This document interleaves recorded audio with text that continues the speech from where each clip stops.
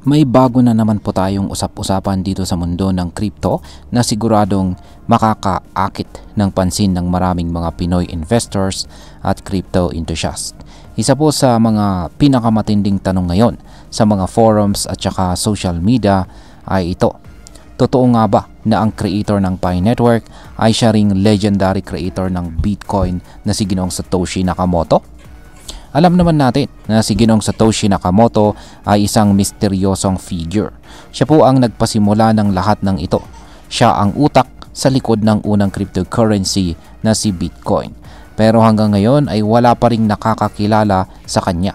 Ngayon ay may mga haka-haka na lumalabas na baka itong si Ginoong Satoshi ay bumalik na at baka siya raw ang nasa likod ng Pi Network. Kaya yan po ang siyang ating pag-uusapan sa video na ito, pero bago po tayo magpatuloy ay pakibasa na lamang po muna ang disclaimer dito sa ibaba ng ating screen. Ayan, simulan po natin sa kung sino nga ba si Satoshi Nakamoto. Ayan, sino nga ba talaga si Ginoong Satoshi Nakamoto? Si Ginoong Satoshi ay ang taong lumikha o nag-create kay Bitcoin noong taong 2008. Siya po ang nagsulat ng original white paper ni Bitcoin. Isa siyang developer at visionary na gustong gumawa ng isang decentralized currency, isang pera na hindi kontrolado ng gobyerno o bangko. Pero ang pinaka-misteryosong bahagi dito ay ito. Hanggang ngayon ay walang nakakaalam kung sino siya talaga. Ang pangalan po niya ay Satoshi Nakamoto at hindi po malinaw kung totoo ba o pseudonym lang. May mga nagsasabi na baka isa lang siyang tao. At may nagsasabi rin na baka grupo sila ng mga programmers. May ilan naman na naniniwala na galing siya sa bansang Japan, pero may mga ebidensyang nagsasabing baka tiga US o Europe siya dahil sa kanyang writing style at saka time zone ng mga post niya noon. At pagkatapos po niyang i-launch si Bitcoin, bigla na lamang po siyang nawala noong taong 2010. Simula noon ay wala nang nakakita or nakarinig pa sa kanya. Ayan, dito naman po tayo kay Pi Network at kung sino naman ang creator nito. Ayan, kung active ka po sa crypto o kahit hindi pa masyadong malalim ang kaalaman mo, malamang ay narinig mo na syempre itong si Pi Network. Si Pi ay isang mobile-based cryptocurrency na pwede pong imina gamit lang ang ating cellphone. Ibig sabihin ay hindi mo na kailangang gumastos sa mahal na mining equipment o kuryente para makakuha ng coins.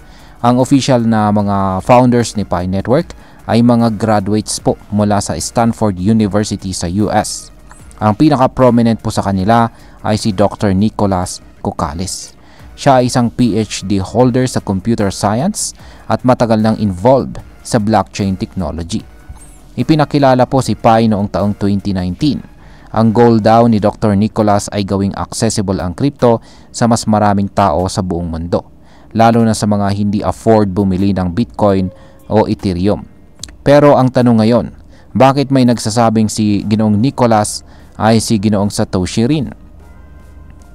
Ang mga dahilan kung bakit may naniniwala po na si Ginoong Nicholas Kokkalis ay si Ginoong Satoshi Nakamoto ay marami pong mga dahilan.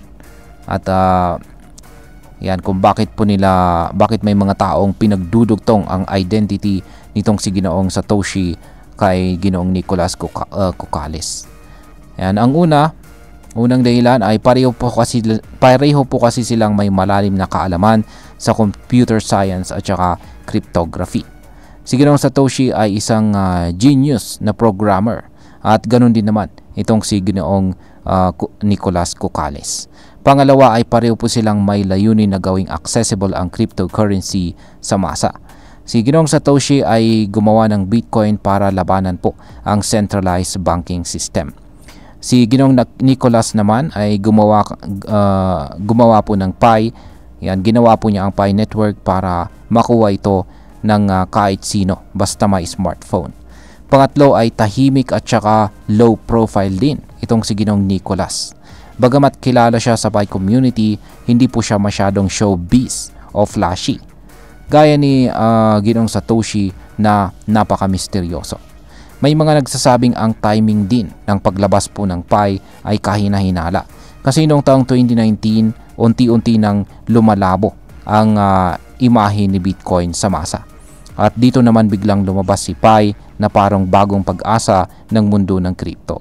Pero may problema po sa teorya na ito. Ayan, totoo ba ang mga ebidensya or may pruweba po ba? Kung titignan po natin ng malapitan, wala pa rin pong solid na ebidensya na magpapatunay na si Ginoong Nicholas ay si Ginoong Satoshi. Una ay magkaiba po ang kanilang writing style. Kung babasahin mo ang Bitcoin white paper ni Ginoong Satoshi at ang mga technical na sulat ni Ginoong Nicholas, halata ang pagkakaiba sa grammar, structure at saka tono or tone. Pangalawa ay magkaiba rin sila ng paniniwala pagdating sa decentralization. Si Ginoong Satoshi ay sobrang focus sa permissionless and fully decentralized system. Pero si Pi Network ay may mas controlled approach. May phase na centralized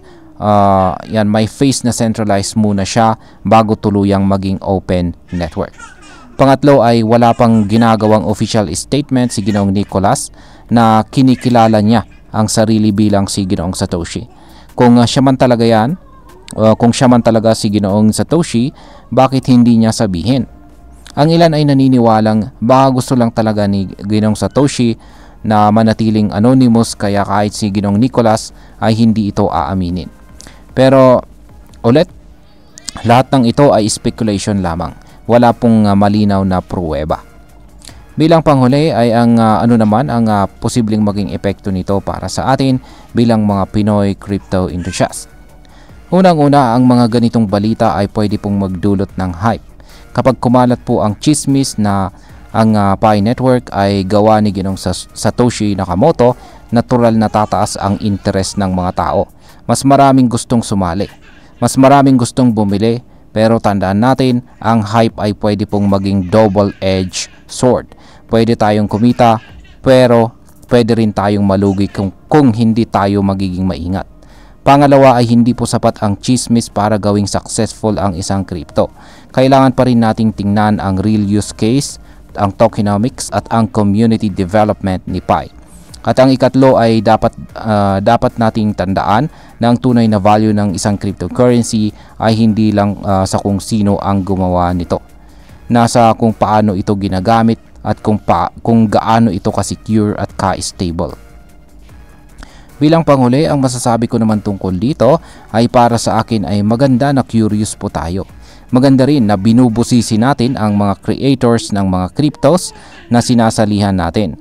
Pero hindi ibig sabihin na lahat ng chismis ay dapat paniwalaan agad.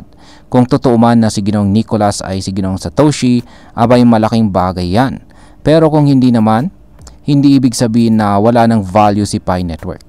Ang mahalaga ay tingnan po natin kung paano ito makakatulong sa buhay natin bilang mga crypto users. So wag lang tayong padala sa hype. Gumamit tayo ng tamang research, analysis at saka judgment sa bawat hakbang sa crypto space.